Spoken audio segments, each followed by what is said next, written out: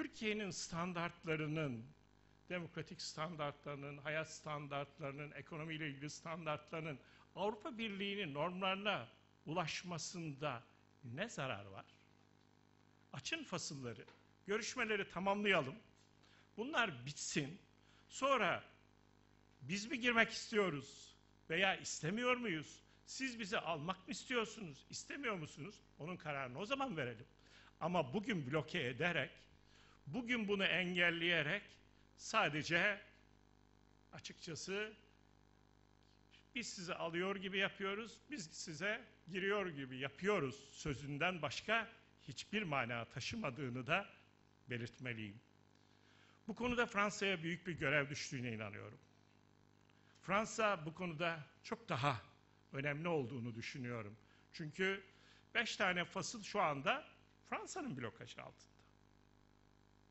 Hadi biz Güney Kıbrıs Rum yönetimi tanımıyoruz. O bizim için o kadar önemli değil. Hiçbir anlamda taşımıyor açıkçası. Ama asıl olan Fransa. Niye bunu yapıyorsunuz? Niye gücünü kullanmıyorsunuz?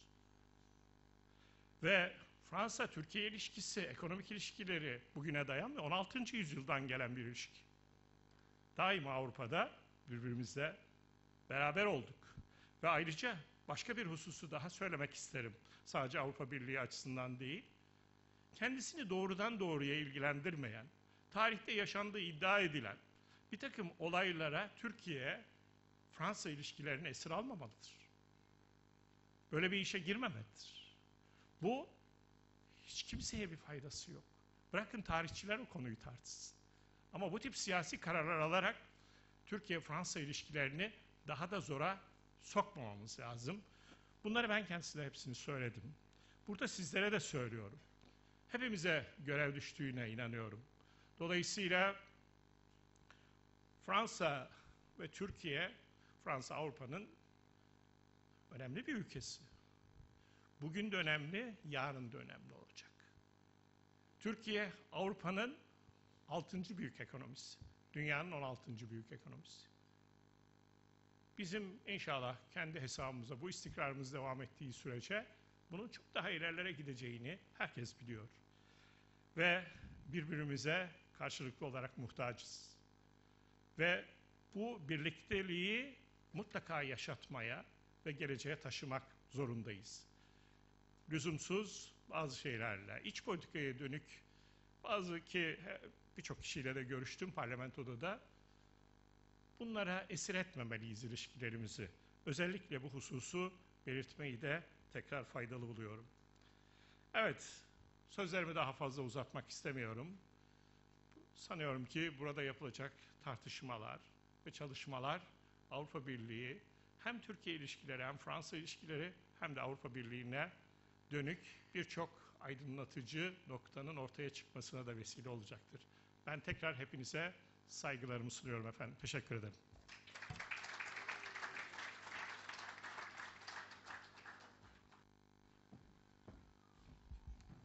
Çok teşekkürler. Thank you very much, Ms. Vice Minister. Please, I would like to invite the speakers of the following session now to take the floor. Ms. Özlem Dalga, the moderator, and the speakers, Mr. Henri de Castres, Kemal Derviş, Guillaume Clossa, Vincent Cohen, Sasha Stephan, and Zafer Aliyeva.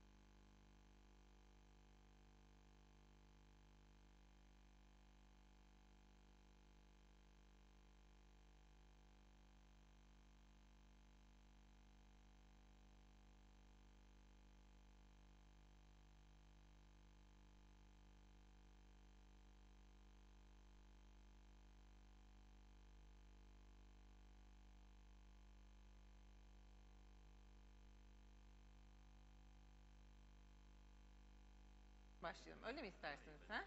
Tamam. Tamam. Okay. Geliyor şu anda sesim değil mi?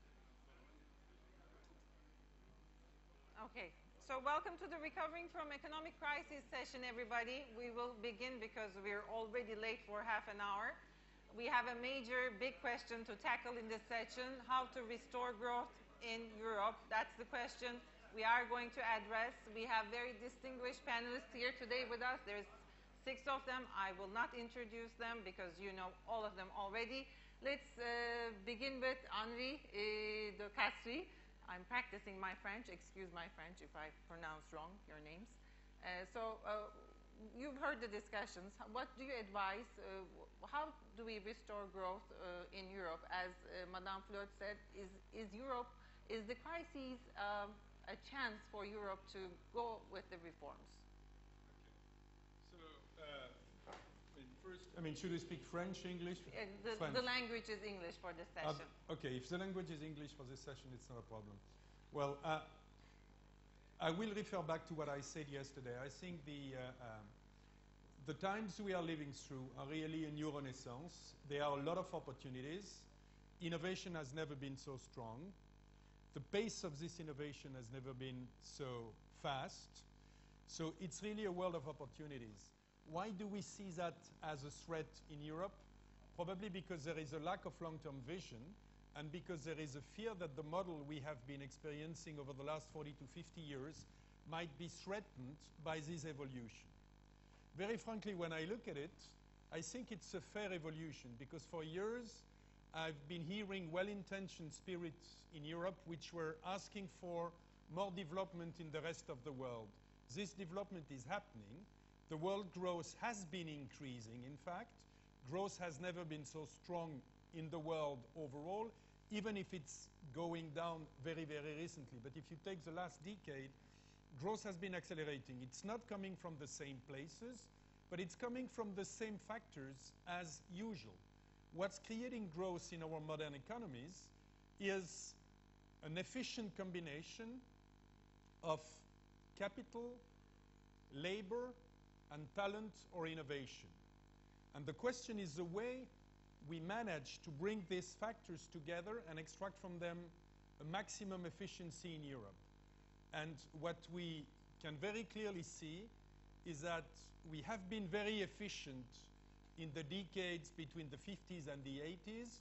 We are less efficient for many of the European countries since the 80s or since the beginning of this century. Why so? Because in most cases, our systems have become too rigid. There is a factor we should not neglect, and as an insurer, it's something which is of great interest to me. It's demography. The European demography, with the exception of France, is not optimal because there are a lot of countries which are below the replacement rate in terms of population. So this is not good, and this is weakening the potential growth. Should not be weakening the potential growth in France, and that's why when Kemal was comparing the relative performances of France and Germany, I'm slightly more critical than you are, because given our demography, our growth rate should be higher, by comparison than the one in Germany where the population is already decreasing.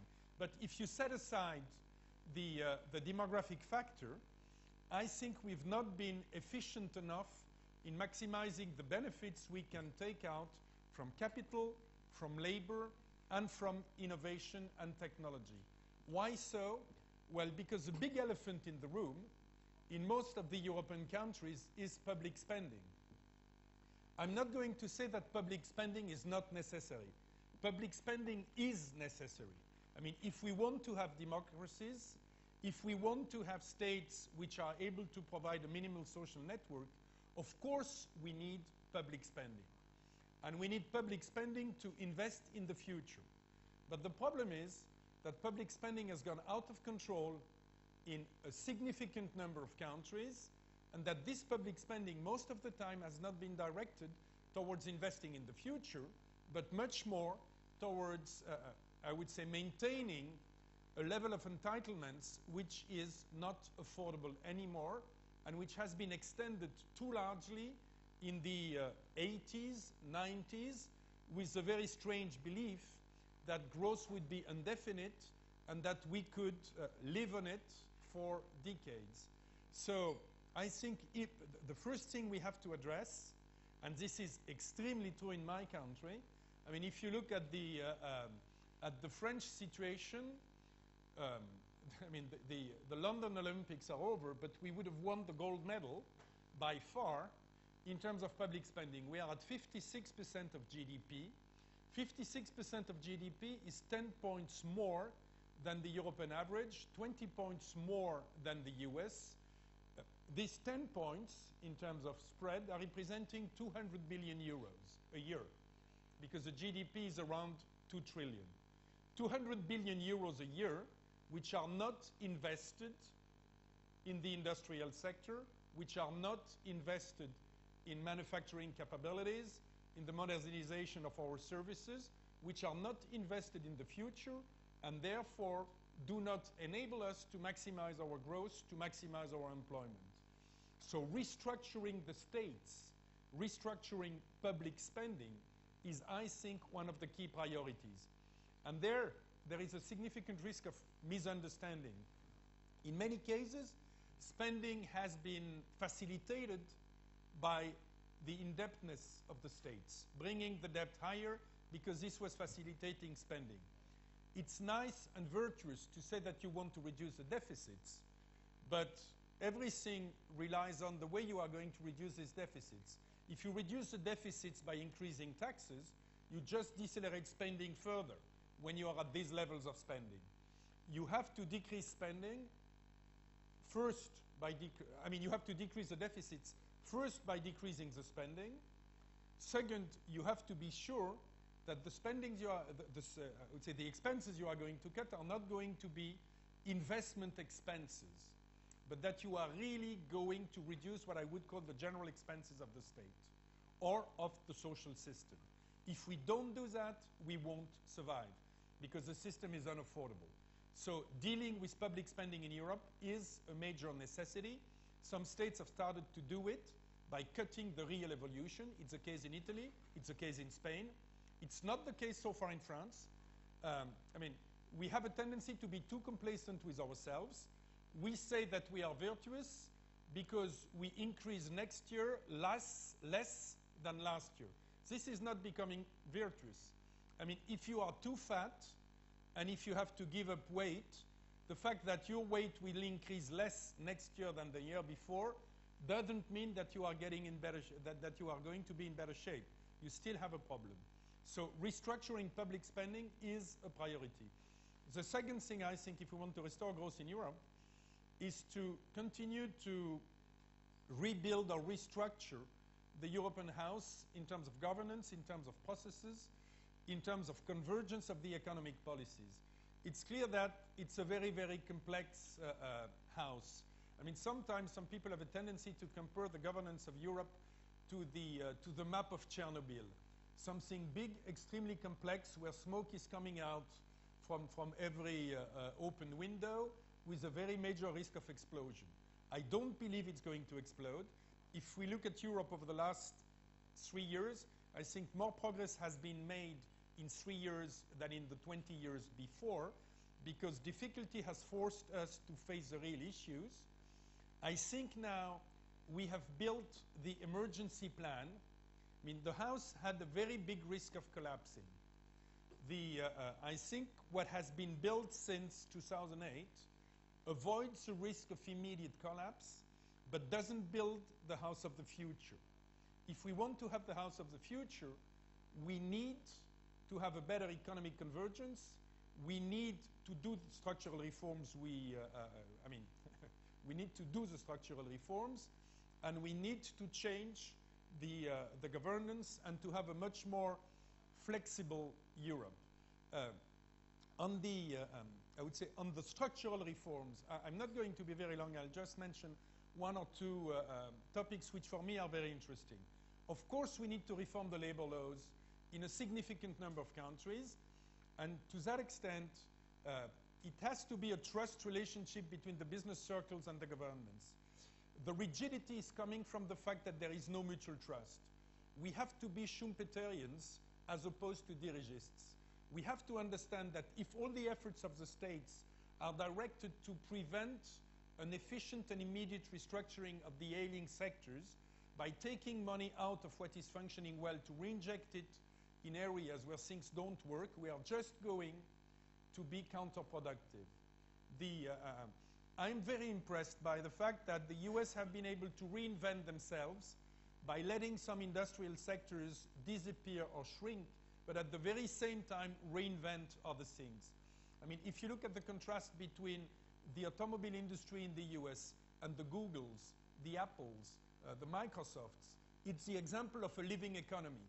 In Europe, we are too often in a situation where the public policies, if applied in the 19th century, would have been to impose additional taxes on railways to subsidize the horse carriage businesses.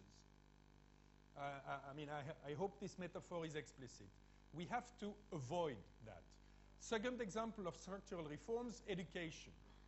When you look at the pace at which innovation is going, it's absolutely foolish to think that you are going to educate people for the rest of their lives, knowing that they are going to live until they are probably more than 90, because life expectancy is increasing by a quarter, every year.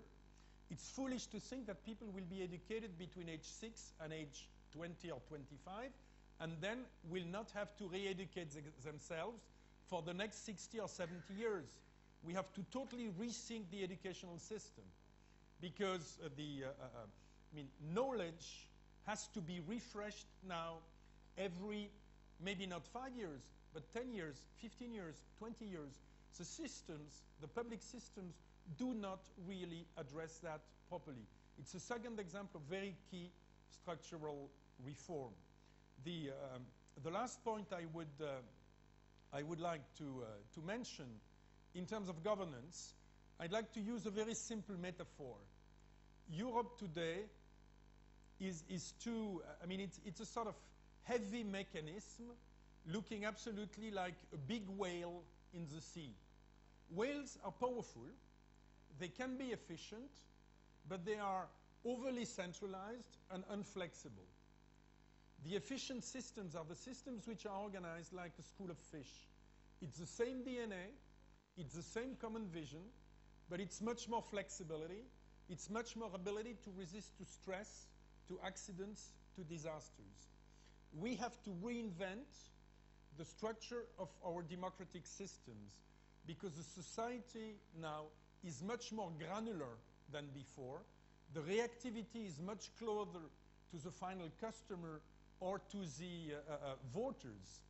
So much more empowerment is required, and our public systems do not answer properly this question. If we do not rethink that, we will have been the model of democracy for the 19th and the first half of the 20th century. We will not be the model of democratic systems, prospering democratic systems in the 21st century. So this is what I wanted to say. I've tried to be as short as possible, but I maybe have been too long. I remain an optimist, because I think that against all odds, Europe has been progressing a lot over the last 50 years, and I do not see why our generation would be less accountable than the previous one. We have benefited from peace. We know it's a wonderful thing. It's something we want to preserve. It has a price. The price is the courage our generation needs to show to go to the next step. Well, that's a big list, of course, but dealing with public spending is on top of your list. And let's continue from there, Mr. Dervish. If you were the European Commissioner for Economics, what would you do urgently to restore growth in Europe? Well, first, the commissioner, I would love to be, but he or she doesn't have quite that much power. But I think Henri gave us a very good overview. I agree with him, by the way, in the German-French comparison. It is true that per capita, Germany has done somewhat better, but not a huge gap.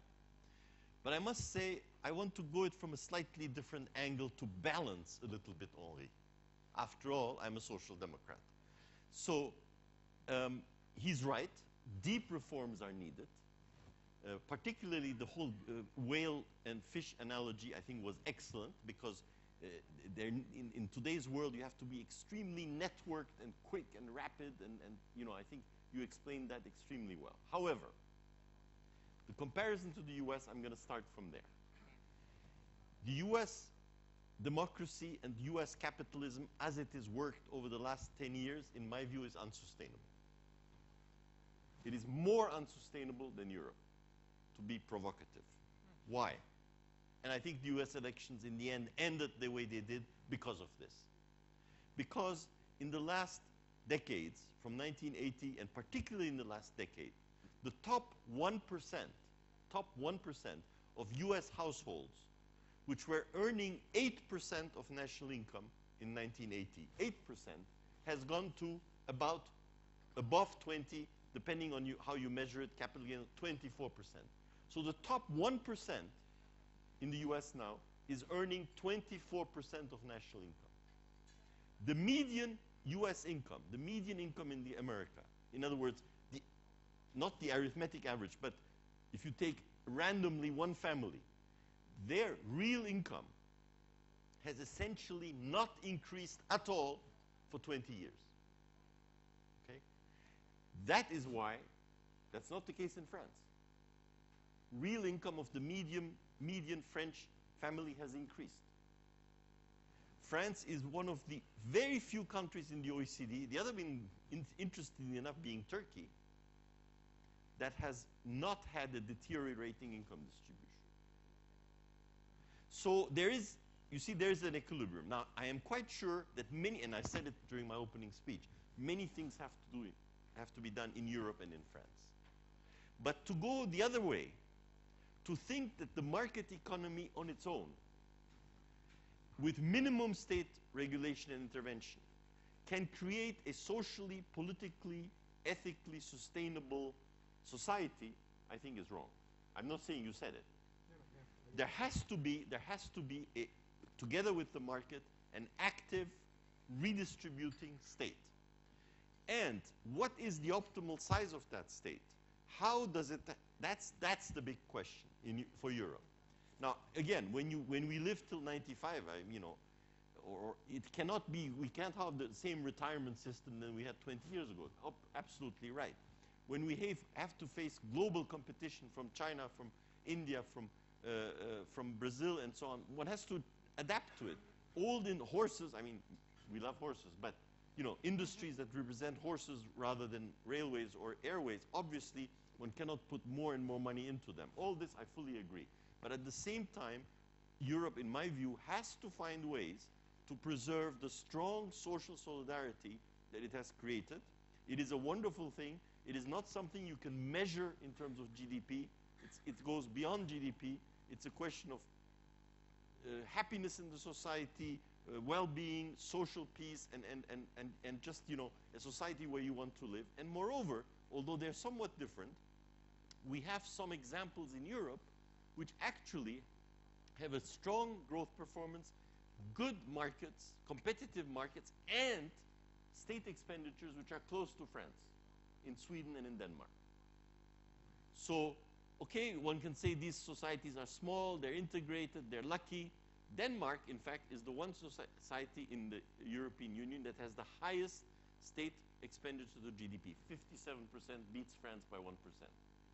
And yet Denmark is an extremely successful economy. Sweden has reformed, has gone away from perhaps too protective a system, but is still in the world one of the strongest social solidarity and welfare states, and has been one of the absolute top performers economically, not only in Europe, but in the world, in per capita terms. So I think we have to, you know, I fully understand why Henri put the emphasis on that, because I totally agree that there have to be market strengthening reforms, there has to be streamlining of the state, but while we do this, as they say in English, let's not throw out, we also have the same thing in Turkish, the baby with the bathwater. I think Europe must preserve the social solidarity system, must preserve a state that complements the markets, that work with the markets, and that so that there is social sustainability, not just short-term growth or financial sustainability, but really true long-term social sustainability. And I should add, that's the Europe Turkey wants to be part of.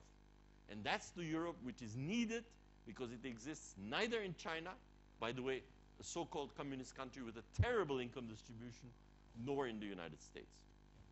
So that brings us to the next question. I mean, how to make the state work in Europe is on your top list. And let's continue with Mr. Klosa because he has a nice analysis on that. How to make Eurozone work? Are Europeans ready to transform the Eurozone into a federal core?